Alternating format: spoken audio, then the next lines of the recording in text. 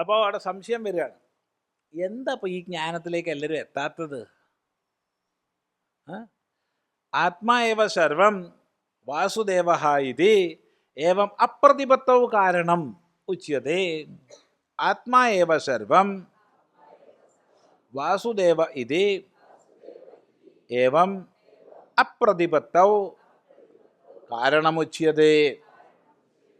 ഇതെല്ലാം വാസുദേവനാണ്, എല്ലാം ഭഗവാൻ തന്നെ, എല്ലാത്തിലും കുടികൊള്ളുന്നത് ഒരേ ചൈതന്യമാണ്, ഏകമാണ് എന്നുള്ള അപ്രതിപത്തൗ, പ്രതിപത്തി ഇല്ലാതിരിക്കാൻ, ബോധമില്ലാതിരിക്കാൻ, അറിവില്ലാതിരിക്കാൻ കാരണം എന്താണ്? എന്താ എല്ലാവർക്കും ജ്ഞാനം ഉണ്ടാവാത്ത എന്താ? ഉച്യതേ, ദാ പറയുന്നു. എന്താണ്? കാമൈസ്തൈസ്തൈഹൃതജ്ഞാനാഃ പ്രപദ്യന്തേന്യദേവതാഃ തം തം നിയമമാസ്ഥായ പ്രകൃത്യാ നിയതാ സ്വയാ. കാമൈസ്തൈസ്തൈഹൃതജ്ഞാനാഃ പ്രപദ്യന്തേന്യദേവതാഃ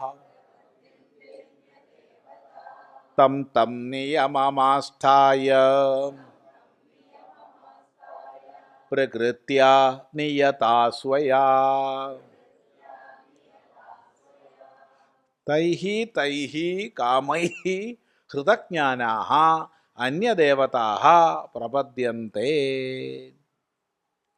തൈഹി തൈഹി കാമൈഹി ഹൃതജ്ഞാനാഃ, അതത് കാമങ്ങളാൽ, അതത് കാമങ്ങളാൽ എന്ന് പറഞ്ഞാൽ ഭിന്നങ്ങളായ കാമങ്ങളാൽ ഹരിക്കപ്പെട്ട അറിവോടൊത്തവർ അന്യദേവതകളെ പ്രാപിക്കുന്നു.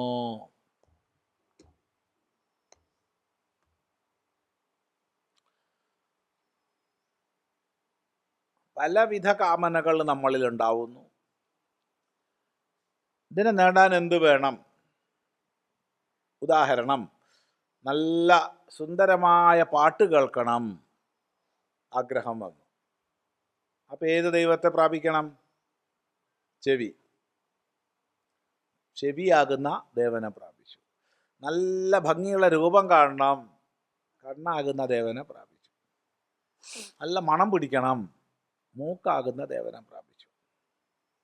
നല്ല രുചി അറിയണം, നാക്കാകുന്ന ദേവനെ പ്രാപിച്ചു. നല്ല സുഖസ്പർശങ്ങൾ അനുഭവിക്കണം, ത്വക്കാകുന്ന ദേവനെ പ്രാപിച്ചു. ആരെ വിട്ടു? എന്നെ വിട്ടു, എന്നെ വിട്ടു, ആത്മാവിനെ വിട്ടു. അപ്പൊ ശബ്ദസ്പർശ രൂപരസഗന്ധങ്ങളുടെ പിന്നാലെയായി നമ്മൾ. ഇങ്ങനെ വിഭിന്നങ്ങളായ കാമങ്ങളാൽ അപഹരിക്കപ്പെട്ടിട്ട്, അല്ലെങ്കിൽ ഒരാൾ പറഞ്ഞു ഇന്നത് കിട്ടാൻ ശ്രീകൃഷ്ണനെ ഉപാസിച്ചോളൂ, ഇന്നത് കിട്ടാൻ ശ്രീരാമനെ ഉപാസിച്ചോളൂ, ഇന്നത് കിട്ടാൻ ശിവനെ ഉപാസിച്ചോളൂ, ഇന്നത് കിട്ടാൻ കുട്ടിച്ചാത്തനെ ഉപാസിച്ചോളൂ, ഇന്നത് കിട്ടാൻ ഘണ്ടാകർണനെ ഉപാസിച്ചോളൂ, ഇന്നത് കിട്ടാൻ ഭഗവതിയെ ഉപാസിച്ചോളൂ. അങ്ങനെ പലത് പലത് കിട്ടണമെന്ന് ആഗ്രഹിച്ച് അതാത് ദേവതയുടെ പിന്നാലെ നട്ടോട്ടോടും. അപ്പോൾ ഒന്ന് ആധ്യാത്മികമായ ദേവതകളെ, അതാണ് ആദ്യം പറഞ്ഞത്. രണ്ട് ആദിദൈവികങ്ങളായ ദേവതകളെ, ഇവരുടെയൊക്കെ പിന്നാലെയാണ് നമ്മൾ പോയിക്കൊണ്ടിരിക്കുന്നത്. ഒക്കെ പ്രത്യേകം പ്രത്യേകം കാമനകൾക്കായിട്ട്. അപ്പം നമ്മൾ നമ്മളെ മറന്നു പോകും. ഇതാണ് സംഭവിക്കുന്നത്.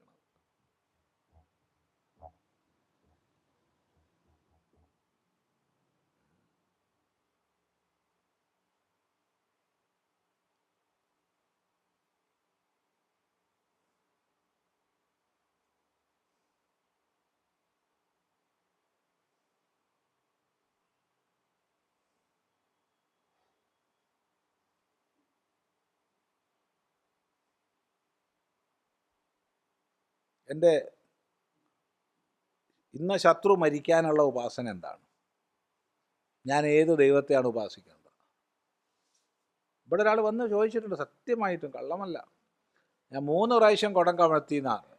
ഇവിടെ ഏതോ ഒരു സ്ഥലമുണ്ട് അത്ര, എന്തോ ഒരു ഓടക്കാളിയോ എന്തോ ഒരു, അവിടെ കുടം കമഴ്ത്തിയാൽ മതി ഇത്ര, ആരെങ്കിലും വിചാരിച്ചിട്ട്. കമഴ്ത്തിയൊരു കൂട്ടത്തിലുണ്ടോയെന്ന് അറിയില്ല. അറിയില്ല. അപ്പം അയാൾ നശിച്ചു പോട്ടെ പറഞ്ഞിട്ട് കുടം കമഴ്ത്തിയാൽ നശിക്കുന്നാണ് പറയണത്. അപ്പം ഇയാൾ 3 പ്രാവശ്യം കമഴ്ത്തി ഇത്ര. എന്നിട്ട് ഗുണം ഉണ്ടായില്ല. ഇനിയിപ്പോൾ ഞാൻ എന്താ ചെയ്യേണ്ടതെന്ന് ഞാൻ പറഞ്ഞു 4-മതും കമഴ്ത്തിക്കോളൂ പറഞ്ഞു. അല്ലാണ്ട് എന്താ വേറെന്താ പറയുക, വേറെ എന്താ പറയുക. ഇവിടെ അടുത്ത് എവിടെയാണ് ഒരു ഓടക്കാളി.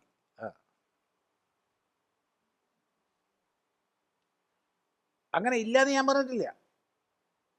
കമഴ്ത്തിയാൽ ചാവില്ല എന്നോ കമഴ്ത്തിയാൽ ചാവുന്നോ രണ്ടും ഞാൻ പറഞ്ഞിട്ടില്ല. എനിക്ക് അനുഭവമില്ല, എനിക്ക് അറിവില്ല. അത്തരം ദേവതകളെയൊക്കെ വശീകരിച്ച് പ്രയോഗങ്ങൾ ചെയ്യുന്നവരുണ്ട്, തീർച്ചയായിട്ടും ഉണ്ട്. ഒക്കെ വളരെ തങ്ങൾ തീക്കളിയാന്ന് മാത്രം. അപകടം പിടിച്ച കളികളാവൊക്കെ.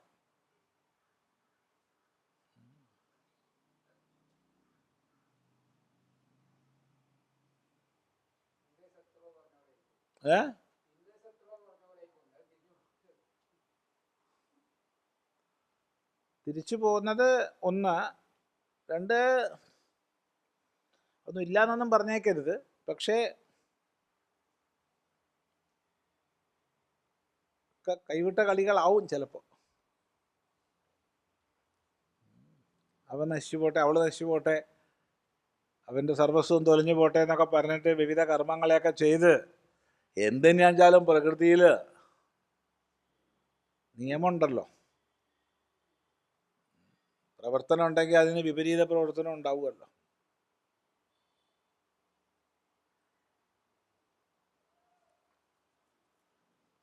അപ്പം ഇങ്ങനെയുള്ള പലതിൻ്റെ പിന്നാലെ നമ്മൾ പോകും.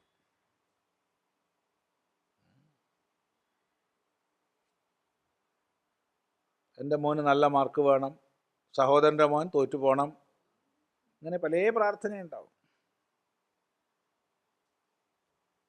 നമുക്ക് പറയാൻ വയ്യ എന്തൊക്കെയാണ്.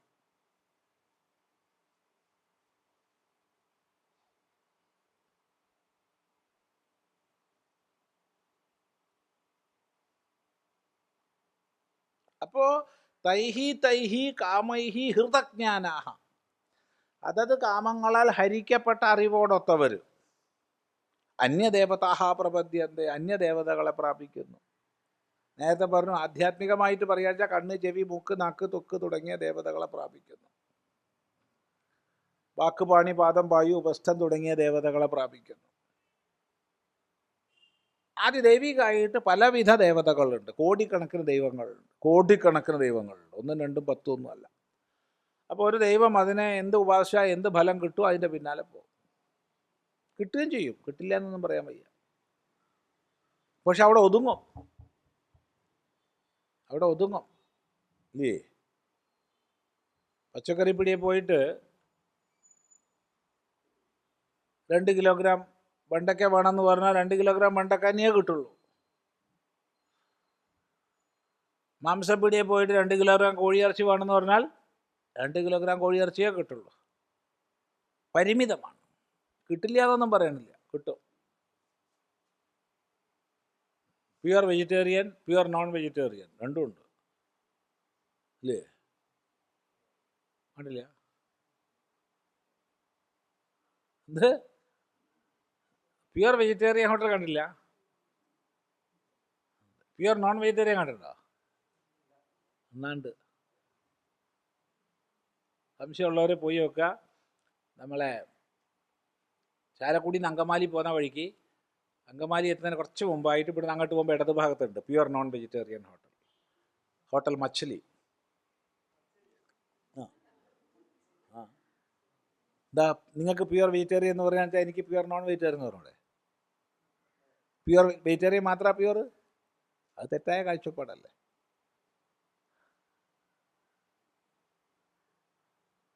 ലോകത്ത് വേറെ എവിടെയും കണ്ടിട്ടില്ല അങ്ങനെ. പല സ്ഥലങ്ങളിലൂടെ യാത്ര ചെയ്തു, പല രാജ്യങ്ങളിലൂടെ യാത്ര ചെയ്തു. പൊതുവെ യാത്ര ചെയ്യുമ്പോൾ ഒക്കെ 2 ഭാഗം നോക്കണ പതിവൊക്കെ ഉണ്ട്, ഒക്കെ മനസ്സിലാക്കാൻ വേണ്ടിയിട്ട്. പക്ഷേ ഇത് ആദ്യം കണ്ട ബോർഡാണ് പ്യുവർ നോൺ വെജിറ്റേറിയൻ ഹോട്ടൽ. നല്ല സന്തോഷം തോന്നി കണ്ടപ്പോൾ. ഞാൻ നോൺ വെജിറ്റേറിയൻ കഴിക്കുന്നില്ല, എന്നാലും ഞാൻ കഴിക്കുന്നത് ശുദ്ധമാണെന്നുള്ള അഭിമാനം അവർക്കുണ്ടല്ലോ, അത് നല്ലതല്ലേ. അല്ല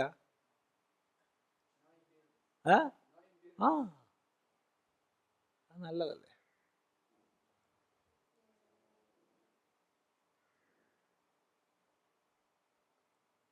മറ്റേ ശരിയല്ല. മറ്റത് ചില ആൾക്കാരുണ്ട്, നമ്മളിപ്പോൾ ഇവിടുന്ന് ഇങ്ങനെ നടന്ന് പോവുകയാണെങ്കിൽ ചില ആൾക്കാർ മത്സ്യം വാങ്ങുമായിരിക്കും.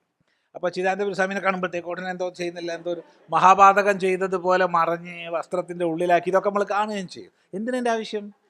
ഞാൻ കഴിക്കാൻ വേണ്ടി വാങ്ങുന്നു, ഞാൻ നല്ലതാണ് വാങ്ങുന്നത്, പോഷകാംശം ഉള്ളതാണ്, പച്ചക്കറി ചേർക്കുന്ന അത്ര വിഷം മത്സ്യത്തിലില്ല. അഭിമാനത്തോടെ വാങ്ങണ്ടേ, സന്തോഷത്തോടെ വാങ്ങണ്ടേ.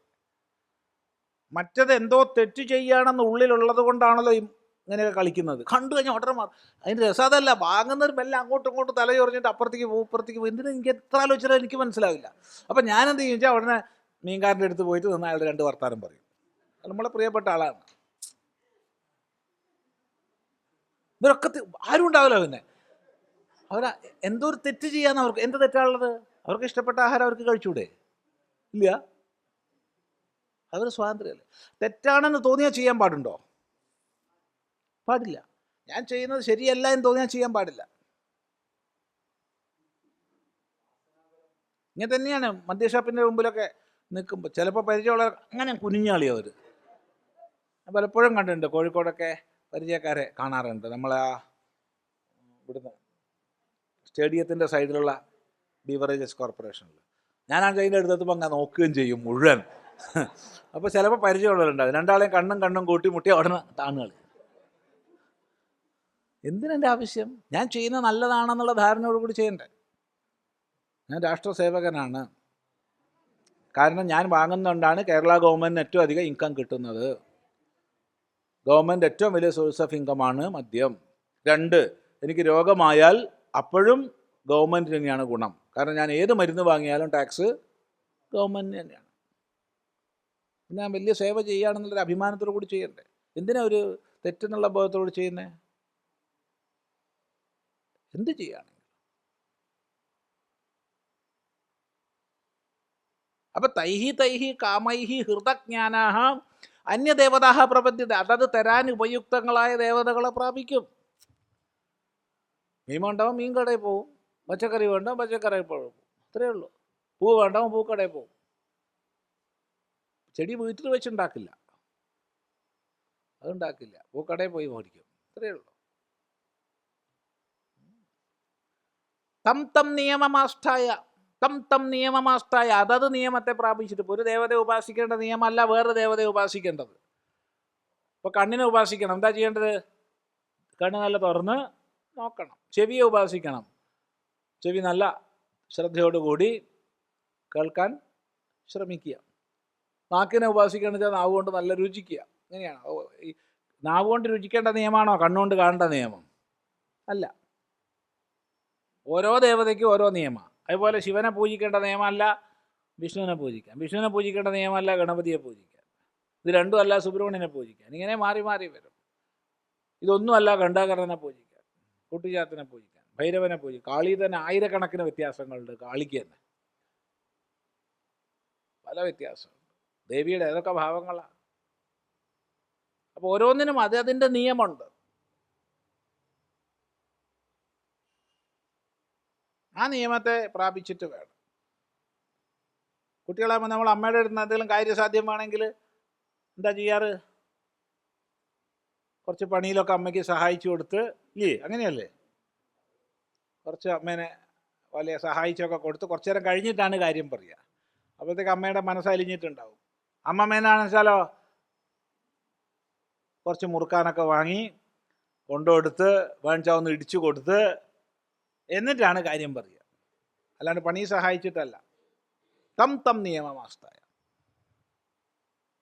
ഓരോരുത്തരോടും അതത് നിയമം പാലിച്ചിട്ടാണ്.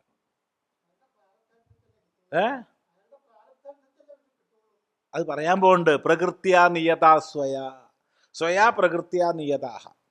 സ്വന്തം പ്രകൃതിയാൽ ഉത്തരായില്ലേ? നിയതന്മാരായിട്ട് നിയമിതന്മാരായിട്ട് അവനവൻ്റെ പ്രകൃതിക്കനുസരിച്ചാണ് ഇതൊക്കെ നടക്കുന്നത്. അവനവൻ്റെ പ്രകൃതി.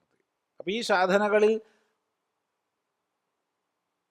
ന്യൂനാധിക്യ ഭാവങ്ങൾ പറയരുത്, ഗുണദോഷഭാവങ്ങൾ പറയരുത്. എന്തുകൊണ്ട്? എല്ലാം അവരവരുടെ പ്രകൃതിക്ക് അനുരൂപമായിട്ടാണ് പ്രവർത്തിക്കുന്നത്.